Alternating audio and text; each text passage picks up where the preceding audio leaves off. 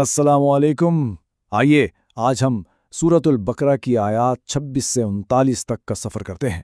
ये वो आयात हैं जो इंसानियत के आगाज़ की गहरी और बुनियादी दास्तान बयान करती हैं, और हम इसको समझने की कोशिश करेंगे मौलाना मौदूदी की तफसीर की रोशनी में। तो चलिए बात शुरू करते हैं एक ऐसे एतराज़ से जो कुरान पर किया जाता था, और फिर देखते हैं कि कुरान उसका क्या जवाब देता है। ये एतराज़ बज़ाहिर छोटी छोटी चीज़ों की मिसालें देने पर था। तो अल्लाह ताला यहाँ एक बहुत ही वाज़ेह बात फरमा रहे हैं कि हक़ को समझाने के लिए मिसाल कैसी भी हो, छोटी हो या बड़ी, उससे फ़र्क नहीं पड़ता। असल मकसद तो हक़ को वाज़ेह करना है। तो ये आयत उन लोगों को सीधा सीधा जवाब है जो कहते थे कि भाई खुदा के कलाम में मक्खी और मच्छर जैसी हकीर चीज़ों की मिसालें क्यों दी जा रही। और अब ये देखिए कितनी कमाल की बात है। कलाम एक ही है, मिसाल भी एक ही है, लेकिन इसके नतीजे में दो बिल्कुल अलग अलग गुरोह बन जाते हैं। एक ग्रोह जो ईमान वाला है वो फ़ौरन समझ जाता है कि ये हक़ है, मेरे रब की तरफ से है, जबकि दूसरा ग्रोह जो इनकार की राह पर है वो इसी मिसाल में उलझ कर रह जाता है और कहता है कि भाई इसका मतलब क्या है। तो कुरान ये वाज़ेह करता है कि अल्लाह गुमराह किसको करता है? सिर्फ फासिकीन को। और फासिक कौन है? वो जो जानते बूझते हुए नाफरमानी का रास्ता इख्तियार करता है, वो जो अल्लाह से किए हुए अहद को पक्का करने के बाद खुद ही तोड़ देता है। अच्छा, अब यहाँ से किस्सा एक बिल्कुल ही मुख्तलिफ एक कायनाती सतह पर जा पहुँचता है। अल्लाह ताला फरिश्तों के सामने एक बहुत बड़ा ऐलान करने वाले हैं। बस ये एक जुमला, यही वो ऐलान है जो इंसानियत की तख्लीक की बुनियाद रखता है और ज़मीन पर हमारे आने का मकसद भी तय कर देता है। मौलाना मौदूदी इसकी बड़ी खूबसूरत वजाहत करते हैं। वो कहते हैं कि फरिश्तों का यह सवाल एतराज़ नहीं था, बल्कि वो समझना चाहते थे। उनके जहन में ये था कि एक ऐसी मखलूक जिसे इख्तियार दिया जाएगा वो ज़मीन के निज़ाम को कैसे संभालेगी, कहीं वो फसाद तो नहीं करेगी। तो ये जो लफ्ज़ है ना खलीफा, इसका मतलब समझना बहुत ज़रूरी है। खलीफा का मतलब मालिक या बादशाह नहीं है। खलीफा का मतलब है नायब, यानी वो जिसको असल मालिक ने कुछ इख्तियारात सौंपे हों एक अमानत के तौर पर, और उसकी जिम्मेदारी ये है कि वो उन इख्तियारात को मालिक की मर्जी के मुताबिक इस्तेमाल करे।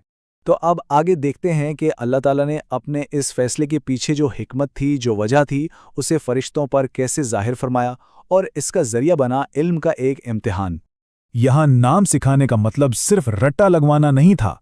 इसका मतलब था चीज़ों की हकीकत, उनकी खासियतें और उनको इस्तेमाल करने का इल्म अता करना। ये एक ऐसा जामे इल्म था जो फरिश्तों को नहीं दिया गया था। और फरिश्तों का जवाब देखिए, इसमें उनकी कामिल इताअत और अपनी हद का कितना खूबसूरत एतराफ़ है। उन्होंने फ़ौरन तस्लीम कर लिया कि अल्लाह पाक है और सारा इल्म और हिकमत उसी के पास है, और ये भी मान लिया कि आदम अलैहिस्सलाम को जो इल्म दिया गया है वो उनके मनसब खिलाफत के लिए बिल्कुल मौजू है। और इसी इल्म की बरतरी को तस्लीम करवाने के लिए फिर अल्लाह ने हुक्म दिया। ये सजदा इबादत का नहीं था, ये सजदा ताज़ीमी था। ये इस बात का इकरार था कि ज़मीन के मामलात में इंसान को फरिश्तों पर एक फजीलत हासिल है और फरिश्ते उसके मददगार होंगे। तो जहाँ सब इताअत कर रहे थे, वहीं एक मखलूक ऐसी भी थी जिसने तकब्बुर की वजह से एक बिल्कुल अलग रास्ता चुना। बस ये एक सादा सा मवाजना है, लेकिन यह हक और बातिल के दरमियान की वो पहली और सबसे बड़ी लकीर खींच देता है। एक तरफ आजिज़ी और इताअत है और दूसरी तरफ इनकार और तकब्बुर। और यहाँ एक बहुत अहम बात समझने की है। अक्सर लोग समझते हैं कि इब्लीस कोई फरिश्ता था। नहीं, कुरान वाज़ेह करता है कि वो जिन्नात में से था। इसकी तख्लीक आग से हुई थी, जबकि फरिश्ते नूर से बने हैं। तो इसकी फितरत में ही सरकशी का मादा था जो तकब्बुर की वजह से उभर कर सामने आ गया। चलिए अब मंजर बदलता है और हम जन्नत में पहुंचते हैं, जहां इंसान को ज़मीन पर भेजने से पहले उसकी पहली आजमाइश का इंतज़ाम किया जाता है। देखें, आजमाइश कितनी सीधी और वाज़ेह थी। हर तरह की आज़ादी थी, हर नेमत मौजूद थी, बस एक दरख्त के करीब जाने से रोका गया था। ये इम्तिहान था कि क्या इंसान अपने दुश्मन यानी शैतान के बहकावे में आए बगैर इस एक हुक्म की पाबंदी कर पाता है या नहीं। लेकिन फिर वही हुआ जिसका डर था।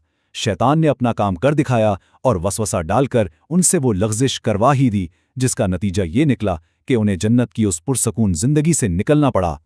तो इस गलती की वजह से उन्हें ज़ालिमून यानी ज़्यादती करने वालों में शुमार किया गया। और इस लफ्ज़ ज़ुल्म के पीछे बड़ा गहरा मफ़हूम है। जब कोई अल्लाह की नाफरमानी करता है तो वो दरअसल 3 जुल्म करता है। पहला, अल्लाह पर कि उसके हक़ इताअत को पामाल किया। दूसरा, कायनात की चीज़ों पर कि उन्हें मालिक की मर्ज़ी के ख़िलाफ़ इस्तेमाल किया। और तीसरा, सबसे बड़ा जुल्म, خود اپنی جان پر کہ اسے نقصان اور تباہی کے راستے پر ڈال دیا۔ اور پھر وہ الہی فرمان آیا جو زمین پر ہماری زندگی کی بنیاد اور دستور بن گیا۔ یعنی اب یہ دنیا آزمائش کی جگہ ہے، یہاں انسان اور شیطان کی دشمنی ہمیشہ جاری رہے گی، اور یہاں ایک مقررہ وقت تک ہی رہنا ہے۔ تو یہ قصہ جو ہم نے سنا، یہ صرف آدم علیہ السلام اور ابلیس کی ایک پرانی کہانی نہیں ہے، یہ دراصل ہم سب کا قصہ ہے۔ یہ ہماری زندگی کا بنیادی فریم ورک ہے۔ یہ دشمنی اور یہ آزمائش آج بھی اسی طرح جاری ہے۔ سوال یہ ہے کہ ہم اس میں اپنا کردار کیسے ادا کرتے ہیں۔